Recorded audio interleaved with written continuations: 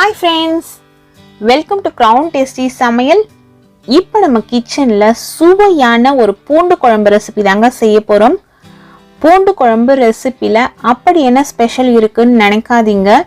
இந்த பூண்டு குழம்ப நம்ம செய்யற பக்குவத்துல செஞ்சா அதனோட சுவை இன்னுமே அதிகமா இருக்கும். மழை காலமா இருந்தாலும் சரி, குளிர்காலமா இருந்தாலும் சரி, அந்த சமயத்துல சூடான சாதத்துல இந்த பூண்டு குழம்ப போட்டு சாப்பிட்டுட்டு பக்கத்துல சுட சுடன்னு ஒரு கூட்டோ இல்லை அப்பளமோ வச்சு சாப்பிட்டா அதனோட டேஸ்டே தனிதாங்க. அப்படி ஒரு சுவையான பூண்டு குழம்பு ரெசிபி எப்படி செய்யுதுன்னு பார்க்கலாம் வாங்க. குழம்பு செய்யறதுக்கு ஸ்டவ்ல சட்டி வச்சுக்கலாங்க.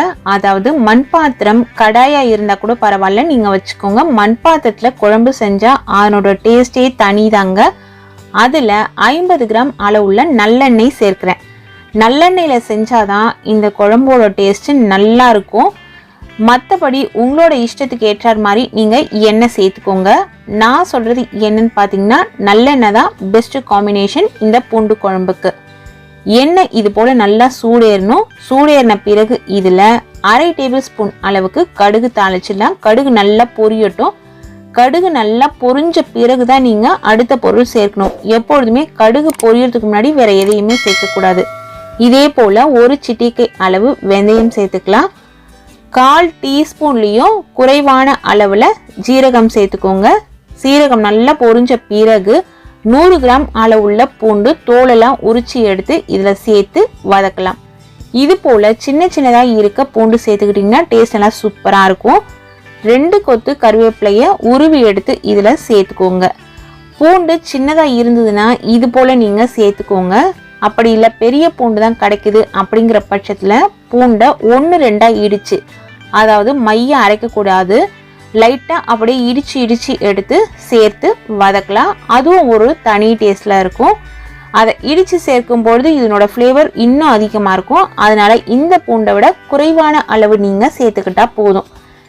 இது சேர்க்கறதுல 3/4 பங்கு அளவு பூண்டு சேர்த்தாலே போதும், இடிச்சு செய்யற மாதிரி இருந்தா. பூண்டு ஓரளவு வதங்கின பிறகு அதுல சின்ன வெங்காயம் 1 கைப்பிடி அளவு இது போல 2 கட் பண்ணி எடுத்து சேர்த்துக்கலாம். முழுசா சேர்க்கிற மாதிரி இருந்தாலுமே சேர்க்கலாம். கட் பண்ணி சேர்த்தீங்கன்னா சீக்கிரமாவும் வதங்கும். அந்த சாரெல்லாம் நல்லா இறங்கும். நமக்கு காரம் எல்லாம் உள்ள நல்லா ஊறி வரும். அதனாலதான் வெங்காயம் சேர்த்த உடனேயே கொஞ்சம் தீயை அதிகப்படுத்தி வச்சு நல்லா வதக்கிக்கோங்க. இது போல வெங்காயம் நல்லா கண்ணாடி பதத்துல நமக்கு வதங்கி வரணும். அது வரைக்கும் நல்லா வதக்கிக்கோங்க. நம்ம செய்யற இந்த குழம்ப 3 நாள் இல்ல 4 நாளைக்கு கூட வச்சு சாப்பிடலாம், கெட்டே போகாது. தக்காளி 2 பெரிய சைஸ்ல இருக்க தக்காளி, நல்லா பழுத்த தக்காளியை இது போல பொடியா கட் பண்ணி எடுத்து சேர்த்துக்கலாம். தக்காளி சேர்த்துட்டு தீயை குறைச்சிடுங்க. தீயை குறைச்சிட்டு நல்லா கலந்து விட்டுட்டு ஒரு தட்டு போட்டு மூடி 5 இல்ல 6 நிமிஷத்துக்கு அப்படியே வச்சிடுங்க. இது அப்படியே அந்த சூட்ல தக்காளி நமக்கு குழைவா வெந்து வரணும். இப்ப தட்டை திறந்து பார்த்துட்டு தக்காளிய அழுத்தி பாருங்க. அப்படியே தக்காளி குழையணும். சப்போஸ் தக்காளி குழையிற மாதிரி இன்னும் வேகலை அப்படிங்கிற பட்சத்துல திரும்பவும் தட்டு போட்டு மூடி கொஞ்ச நேரம் வேக வச்சிருங்க. தக்காளி ஹார்டா இருந்ததுன்னா, சரி தக்காளி நல்லா கெட்டியா இருக்கும், அப்படி இருக்க தக்காளி சீக்கிரம் வேகாது. நாட்டு தக்காளி எல்லாம் சேர்த்தீங்கன்னா நல்லா சீக்கிரமாவே குழைஞ்சிரும். அதற்கு ஏத்த மாதிரி இந்த டைமிங் சேஞ்ச் ஆகும். அதை நீங்க பாத்துக்கோங்க. தக்காளியை விழுதா அரைச்சி சேர்க்கிற மாதிரி இருந்தா கூட நீங்க சேர்த்துக்கலாம், அது உங்களோட விருப்பம் தான். ஆனா தக்காளி இந்த எண்ணெயில நல்லா வதங்கணும். வதங்கின பிறகுதான் நம்ம மசாலா பொருட்கள்லாம் சேர்க்கணும். அப்பதான் குழம்போட சுவை நல்லா இருக்கும். நமக்கு அந்த ஒரு தனி டேஸ்ட் அப்படின்னு சொல்லுவோம் இல்லைங்களா, அந்த டேஸ்ட் நமக்கு கிடைக்கும். இப்ப தக்காளி நல்லா குழைவா வெந்துருச்சு. இந்த சமயத்துல ஒவ்வொரு பொருளா நம்ம சேர்த்துக்கலாம். எண்ணெய் பாருங்க, நம்ம எந்த அளவு சேர்த்தோம், இப்ப எண்ணெயே லைட்டா தான் நமக்கு தெரியுது. அந்த அளவு எண்ணெய் நமக்கு தெரியல. இதுல 1/4 டேபிள் ஸ்பூன் அளவுக்கு வீட்டுல அரைச்ச மஞ்சள் தூள் சேர்க்கிறேன் நானு. நீங்க கடையில வாங்குற மாதிரி இருந்ததுன்னா நான் சொன்ன அளவுல பாதி அளவு சேர்த்துக்கோங்க. குழம்பு மிளகாய் தூள் வீட்டிலேயே நம்ம அரைச்சு வச்சிருப்போம் இல்லைங்களா, அந்த குழம்பு மிளகாய் தூள் உங்களோட காரத்துக்கு தகுந்தாற் போல நீங்க சேர்த்துக்கோங்க. நான் இன்னைக்கு 2 பெரிய ஸ்பூன்ல சேர்த்திருக்கேன். டேபிள் ஸ்பூனை விட கொஞ்சம் பெரிய ஸ்பூன்ல 2 டேபிள் ஸ்பூன் சேர்த்திருக்கேன். அடுத்தது காஷ்மீரி சில்லி பவுடர் 1 ஸ்பூனும், தேவையான அளவு கல்லுப்பு சேர்த்திருக்கேன் 3/4 டேபிள் ஸ்பூன் அளவுக்கு. ஒரு பெரிய எலுமிச்சம்பழம் அளவு புளிய நல்லா ஊற வச்சு ஓரளவு திக்கா கரைச்சி எடுத்து இதுல சேர்த்திருக்கேன். இந்த குழம்புக்கு பழைய புளி நீங்க யூஸ் பண்ணீங்கன்னா குழம்போட சுவை நல்லா இருக்கும், உடம்புக்கும் நல்லது. எப்பொழுதுமே நீங்க புளி குழம்புக்கெல்லாம் புளி நீங்க பயன்படுத்துறீங்கன்னா அது அட்லீஸ்ட் 6 மாசமாவது ஒரு பழைய புளியா இருக்கணும். இப்ப தேவையான அளவு தண்ணி இதுல சேர்த்துட்டு குழம்போட அந்த திக்னஸ் அந்த பதத்தை பார்த்துக்கோங்க. நிறைய தண்ணி ஊற்றிட வேணாம், இந்த குழம்பு கொஞ்சம் திக்கா இருந்தாதான் டேஸ்ட் நல்லா சூப்பரா இருக்கும். நான் 200 ml அளவு தண்ணி இதுல சேர்த்து நல்லா கலந்து விடுறேன். இதெல்லாம் சேர்க்கும் போது ஹை ஃப்ளேம்லயே வச்சுக்கோங்க. குழம்பு மிளகாய் தூள் சுவையா அரைக்கிறது எப்படி, சீக்கிரமா கெட்டு போகாம இருக்கணும்னா என்னெல்லாம் டிப்ஸ் நம்ம ஃபாலோ பண்ணணும் அப்படிங்கிற வீடியோ ஆல்ரெடி நான் அப்லோட் பண்ணியிருக்கேன்.